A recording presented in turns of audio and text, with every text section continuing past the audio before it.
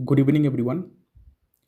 So, in the last video, we have discussed unit number 3, that is hypothesis for the upcoming logic and philosophy examination. हम 1 marks जो है उसको solve करने की कोशिश जो है वो कर रहे हैं और आज का जो यूनिट है वो है unit number 4, that is Mills methods of experimental inquiry. इस यूनिट की जो शॉर्ट क्वेश्चन है इसको समझने के लिए पहले हमें इसके जो टाइटल है इसको हमें थोड़ा समझना पड़ेगा। मिल्स मेथड्स का मतलब क्या है कि J.S. मिल जो है उन्होंने बहुत सारे एक्सपेरिमेंटल मेथड्स दिया है। एक्सपेरिमेंटल मेथड्स का मतलब क्या है कि कॉज एंड इफ़ेक्ट, ठीक है, कॉज एंड इफ़ेक्ट के बीच जो रिलेशन है उसको दर्शाने के लिए कि कौन से इफ़ेक्ट का कौन सा कारण हो सकता है, इसको दिखाने के लिए उन्होंने बहुत सारे एक्सपेरिमेंट्स किए हैं। ठीक है, बहुत सारे एक्सपेरिमेंट्स किया है और उन्हीं एक्सपेरिमेंटल मेथड्स को बोला जाता है Mills methods of experimental inquiry. उन्होंने टोटल 5 मेथड्स जो है वो दिया है जिसके माध्यम से उन्होंने कॉज इफ़ेक्ट रिलेशन जो है उसको एक्सप्लेन करने की कोशिश की है। तो फर्स्ट जो है उसका नाम है मेथड ऑफ एग्रीमेंट। ठीक है, फर्स्ट जो मेथड है वो है मेथड ऑफ एग्रीमेंट।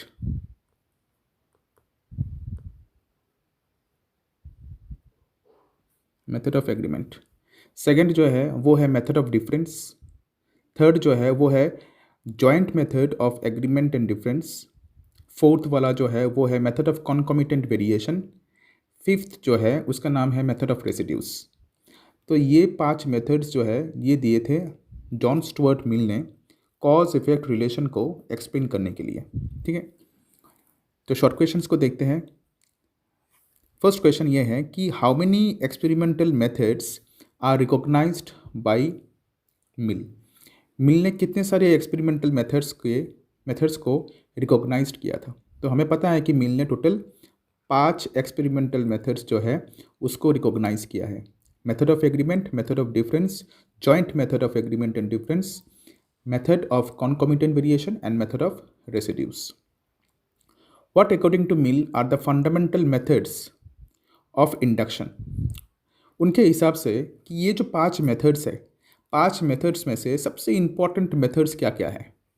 तो बिल ने बोला है कि सबसे इम्पॉर्टेंट मेथड्स है method of agreement and method of difference. Method of agreement and method of difference में जो खामियात है उन खामियों को दूर करने के लिए ही दिया गया है joint method of agreement and difference. ठीक है, उसके बाद method of concomitant variation and method of residues जो है उनका कम्प्लीटली अलग ही एक लीग है। ठीक है, तो that's why according to J.S. Mill method of agreement and method of difference are the most important fundamental methods of induction. What is the aim of Mills inductive method. अभी Mill ने जो ये inductive methods दिया है, experimental methods दिया है, इसका main उद्देश्य क्या है। The aim of Mills experimental methods या फिर inductive methods is to establish a general real proposition. एक जनरल रियल प्रपोजिशन को ड्रॉ करने के लिए मतलब क्या है, एक जनरल रियल कंक्लूशन। ठीक है, किसी भी घटना का एक कंक्लूशन जो है वो पहुंचने के लिए, उस पर पहुंचने के लिए मिल ने क्या किया था, ये इंडक्टिव मेथड्स दिया है। ठीक है, the aim of inductive method is to establish a general real proposition. Next, how many instances are required to apply the method of agreement. बोला कि मेथड ऑफ एग्रीमेंट पे हम कितने इंस्टेंसेस कलेक्ट कर सकते हैं। ठीक है, तो मेथड ऑफ एग्रीमेंट पे हम इंस्टेंसेस कलेक्ट कर सकते हैं 2 और मोर इंस्टेंसेस। 2 और मोर इंस्टेंसेस, ठीक है, 2 या 2 से ज़्यादा उदाहरण जो है वो हमें कलेक्ट करना होता है मेथड ऑफ एग्रीमेंट पे, या फिर तुम यहाँ पे डायरेक्ट लिख सकते हो many instances. Okay, how many instances are required to apply in the method of difference. अभी मेथड ऑफ डिफरेंस जो है, मेथड ऑफ डिफरेंस पे हमें कितने इंस्टेंसेस कलेक्ट करना होता है। इंस्टेंसेस का मतलब क्या है, उदाहरण। कितने उदाहरण हमें कलेक्ट करना होता है, जैसे A, B, C, D कितने, तो 2 इंस्टेंसेस, यहाँ पे 2 इंस्टेंसेस कलेक्ट करना होता है मेथड ऑफ डिफरेंस पे। एक होगा पॉजिटिव इंस्टेंस और एक होगा नेगेटिव इंस्टेंस। पॉजिटिव इंस्टेंस पे घटना घटा है और नेगेटिव इंस्टेंस पे घटना जो है वो नहीं घटा है। जैसे फॉर एग्जांपल मिल ने दिखाया है मेथड ऑफ डिफरेंस पे कि जहाँ जहाँ पे एनोफिलिस मॉस्किटो है, ठीक है, वहाँ पे तुम्हें मलेरिया फीवर मिलेगा। जहाँ पे एनोफिलिस मॉस्किटो नहीं है वहाँ पे तुम्हें मलेरिया फीवर जो है वो नहीं मिलेगा। तो इससे हमें ये पता चलता है कि Anopheles mosquito is the cause of malaria fever. तो ऐसे ही कॉज इफेक्ट रिलेशन को दर्शाने के लिए उन्होंने मेथड ऑफ डिफरेंस जो है उसका इस्तेमाल किया है। तो यहाँ पे एक है पॉजिटिव और एक है निगेटिव। पॉजिटिव मतलब यहाँ पे घटना जो है वो घटा है और निगेटिव मतलब यहाँ पे घटना जो है वो नहीं घटा है। Next, what is the meaning of the fallacy of post hoc ergo propter hoc? Post hoc ergo propter hoc, ये बहुत ही इंपॉर्टेंट क्वेश्चन है कि post hoc ergo propter hoc ये एक फेलासी है, एक गलती है। और इसका मतलब क्या है? इसका मतलब ये है कि अगर किसी भी चीज़ को जिसके साथ इफेक्ट का कोई रिलेशन नहीं है, कॉज का कोई रिलेशन नहीं है, उसको अगर हम किसी भी घटना का कारण मानते हैं तो उसको बोला जाता है post hoc ergo propter hoc. यहाँ पे हम एक गलती कर रहे हैं और उस गलती को माना जाता है post hoc ergo propter hoc. जैसे for example, a doctor enters is in a room and the patient dies. एक डॉक्टर रूम पे घुसते ही पेशेंट जो है वो मर गई, पेशेंट जो है वो मर गया, ठीक है। तो यहाँ पे हम ये नहीं बोल सकते कि डॉक्टर का रूम पे एंटर होना पेशेंट के डेथ के पीछे का कारण है, ठीक है। अगर हम ये मानते हैं कि डॉक्टर का रूम का एंटर होना पेशेंट के डेथ का कारण है तो इसको बोला जाता है एक post hoc ergo propter hoc. यहाँ पे हम एक गलती कर रहे हैं, एक गलती कर रहे हैं और उस गलती का नाम है post hoc ergo propter hoc. इसको हम बोलते हैं कॉजल मिस्टेक। कॉजल मिस्टेक का मतलब क्या है? कॉज इफेक्ट के बीच जो मिस्टेक होता है हमारा उसको बोला जाता है post hoc ergo propter hoc. The cause of an incident, the cause is an the cause is an antecedent। Cause को हमेशा एंटीसीडेंट बोला जाता है। क्यों? बिकॉज कॉज हमेशा अलग आगे आता है, घटना के पहले आता है कॉज, उसके बाद आता है कॉन्सिक्वेंट घटना, ठीक है। The cause is an antecedent but any and every antecedent is not the cause. लेकिन कोई भी एंटीसीडेंट या फिर हर एक इंसिडेंट एंटीसीडेंट जो है इसको तुम कॉज नहीं मान सकते।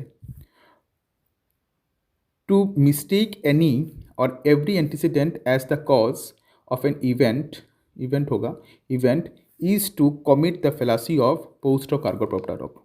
अगर किसी भी या फिर हर एक एंटीसीडेंट को हम घटना के कारण मानते हैं देन यहाँ पे हम एक फेलासी कर रहे हैं। फेलासी का मतलब है एक गलती कर रहे हैं और उस गलती का नाम है post hoc ergo propter hoc, ठीक है। Next, the conclusion of method of agreement is certain, is it true? नहीं, no, it is not certain, ये प्रोबेबल है। मेथड ऑफ एग्रीमेंट पे जो कंक्लूजन ड्रॉ करते हैं हम वो प्रोबेबल होता है, मतलब इसका होने के चांसेस है, सर्टेन नहीं है कि ये होगा ही। जैसे फॉर एग्जांपल, क्यों? बिकॉज यहाँ पे हम बोल सकते हैं कि मेथड ऑफ एग्रीमेंट पे हम मेनली करते हैं ऑब्जर्वेशन, ठीक है। मेथड ऑफ एग्रीमेंट पे हम मेनली करते हैं ऑब्जर्वेशन। मेथड ऑफ एग्रीमेंट को इसी वजह से मेथड ऑफ ऑब्जर्वेशन भी बोला जाता है। तो यहाँ पे तुम्हें सिर्फ ऑब्जर्व करना होता है, ठीक है, केयरफुल्ली किसी भी चीज़ को ऑब्जर्व करना होता है। और जब हम ऑब्जर्वेशन की मदद से कोई भी कंक्लूजन ड्रॉ करते हैं तब वहाँ उसको हम सर्टेन नहीं बोल सकते। The conclusion of method of difference is certain, do you agree? बोला है कि जो कंक्लूजन है मेथड ऑफ डिफरेंस का वो सर्टेन है। Do you agree? तुम क्या एग्री करते हो? आंसर है यस, ये सर्टेन है। क्यों?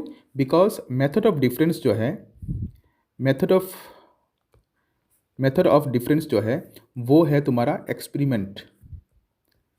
मतलब क्या है? डिफरेंस में हम क्या करते हैं? एक्सपेरिमेंट करते हैं, ठीक है, एक्सपेरिमेंट करते हैं। तो एक्सपेरिमेंट पे क्या होता है? कंक्लूजन जो हम ड्रॉ करते हैं वो हमेशा सर्टेन होता है, ठीक है, सर्टेन होता है। Next, the method of concomitant variation is specially applicable in permanent cause और temporary case। यहाँ पे बोला है कि मेथड ऑफ concomitant variation जो है, मेथड ऑफ concomitant variation इसको हम परमानेंट कॉज पे अप्लाई कर सकते हैं या फिर टेम्पोररी केस पे, ठीक है। कौन से केस पे हम इसको अप्लाई कर सकते हैं, परमानेंट केस या फिर टेम्पोररी केस? तो ये आंसर है परमानेंट केस पे। जो चीज़ कभी चेंज नहीं होगा उस पर ही हम मेथड ऑफ कॉन्कोमिटेंट वेरिएशन जो है उसको अप्लाई कर सकते हैं। जैसे for example method of concomitant variation हमें ये दिखाता है कि कोई भी चीज़ एक साथ अप डाउन हो रहा है या फिर एक साथ अप हो रहा है या फिर एक साथ डाउन हो रहा है। मतलब क्या है कि या तो ये इन्वर्स में जा रहा है, ठीक है। इन्वर्स का मतलब क्या है कि एक है डायरेक्ट वेरिएशन और एक होता है इन्वर्स वेरिएशन। एक डायरेक्टली वेरीफाई कर रहा है, जैसे फॉर एग्जांपल अगर उसका नाम क्या है, हीट बढ़ता है तो मर्क्यूरी जो है थर्मोमीटर में वो भी बढ़ेगा और ये परमानेंट है, ठीक है। तो ये बताता है कौन, हमें मेथड ऑफ कॉन्कोमिटेंट वेरिएशन, ठीक है। अगर वहाँ पे हम हीट कम होता है तो थर्मोमीटर में जो मर्क्यूरी है वो भी कम होगा, ठीक है। ये हमें बताता है कौन, मेथड ऑफ कॉन्कोमिटेंट वेरिएशन। तो ये परमानेंट है, ये कभी क्या नहीं होगा, चेंज नहीं होगा। That's why method of agreement, method of concomitant variation जो है इसको हम अप्लाई कर सकते हैं सिर्फ परमानेंट केसेस पे, ठीक है। Next, the joint method of agreement and difference requires of instances. The joint method of agreement and difference requires of instances. Joint method of agreement and difference पे हमें कितने इंस्टेंसेस चाहिए, how many instances we need. तो joint method of agreement and difference पे हमें चाहिए 2 sets of instances. 2 set, 2 instances नहीं, 2 set चाहिए, 2 सेट ऑफ इंस्टेंसेस, ठीक है। ऐसा होगा, ऐसा होगा, ठीक है। 2 सेट चाहिए, ये है पॉजिटिव सेट और ये है निगेटिव सेट। पॉजिटिव सेट पे घटना जो है वो घटा है, निगेटिव सेट पे घटना जो है वो नहीं घटा है। और यहाँ पे है तुम्हारा इंस्टेंसेस 1 2 3। तो यहाँ पे क्या हुआ है, 2 चीज़ के बीच हमने कंपेयर किया है। यहाँ पे एक है पॉजिटिव और एक है निगेटिव। एक में घटना जो है वो घटा है और एक में घटना जो है वो नहीं घटा है। ये है तुम्हारा मेथड ऑफ रेसिड्यूज, ठीक है। सॉरी, मेथड ऑफ रेसिड्यूज नहीं, joint method of agreement and difference. Next, careless use of method of dash leads to the fallacy of post hoc ergo propter hoc. कौन सा ऐसा मेथड है जिसको हम careless तरीके से अगर यूज़ करते हैं तो हम post hoc ergo propter hoc जो फेलासी है उस पर हम जाके गिरेंगे। तो वो है method of difference. Next, the method of agreement is liable to the vitiated by the possibility of plurality of causes। Method of agreement जो है, मेथड ऑफ एग्रीमेंट पे हम एक और फेलासी कर सकते हैं जिसका नाम है प्लुरलिटी ऑफ कॉजेस, ठीक है। तो मेथड ऑफ, हमें देखना पड़ता है कि मेथड ऑफ एग्रीमेंट पे कि प्लुरलिटी ऑफ कॉजेस ना हो जाए, ठीक है। Name any fallacy which sometimes vitiated the method of difference when employed as the method of observation। वो कौन सा फेलासी है जो मेथड ऑफ डिफरेंस पे हमें देखने को मिलता है जब हम इसको अप्लाई करते हैं। तो वो है fallacy of post hoc ergo propter hoc.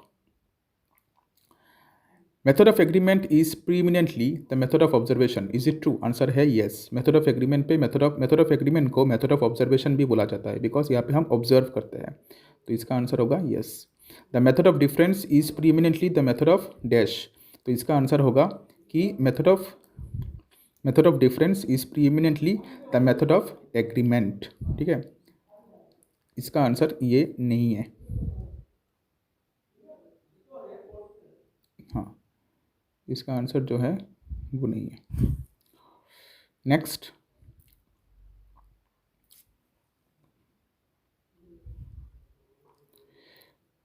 जो है वो हम देखते हैं यहाँ पे। नेक्स्ट क्वेश्चन क्या है, yes, as heat increase the mercury in the thermometer expands in volume, therefore heat is the cause of the expansion of mercury, name the experimental method by which the above conclusion has been made। बोला है कि अगर heat increase होता है तो mercury भी increase होगा, expand होगा, बड़ा होगा। तो इसी वजह से हम बोल सकते हैं कि हीट जो है वो कॉज है किसका, एक्सपांशन ऑफ मर्क्यूरी का। तो ये कौन से मेथड पे आता है, ये आता है मेथड ऑफ कॉन्कोमिटेंट वेरिएशन, यहाँ पे आता है ये चीज़। नेक्स्ट क्या है, why the conclusion of method of agreement is not certain, क्यों मेथड ऑफ एग्रीमेंट का जो कंक्लूजन है वो सर्टेन नहीं है। The conclusion of method of agreement is not certain because this method is specially the method of observation. ये जो method है ना, ये स्पेशली एक मेथड ऑफ ऑब्जर्वेशन है और इसी वजह से इसका कंक्लूजन जो है वो सर्टेन नहीं है। दस the conclusion of method of agreement gives us probable conclusion. इसी वजह से मेथड ऑफ एग्रीमेंट का जो कंक्लूजन है वो हमें प्रोबेबल कंक्लूजन देता है, रियल कंक्लूजन जो है वो नहीं देता है। प्रोबेबल का मतलब क्या है कि एक ऐसा कंक्लूजन जिसका होने का चांसेस है लेकिन ये होगा ही ऐसा कोई बात नहीं है।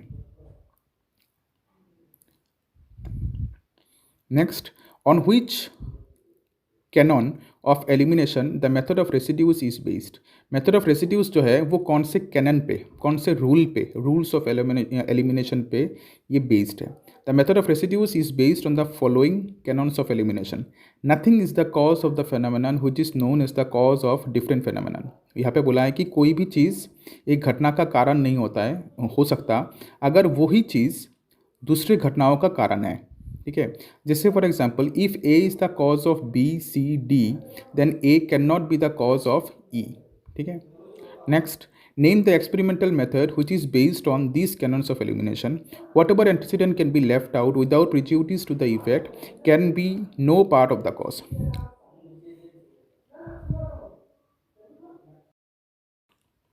So our next question is,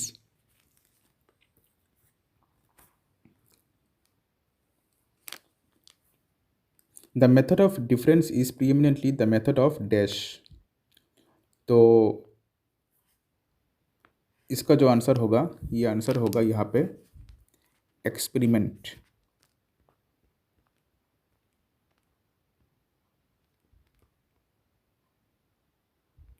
ठीक है, एक्सपेरिमेंट।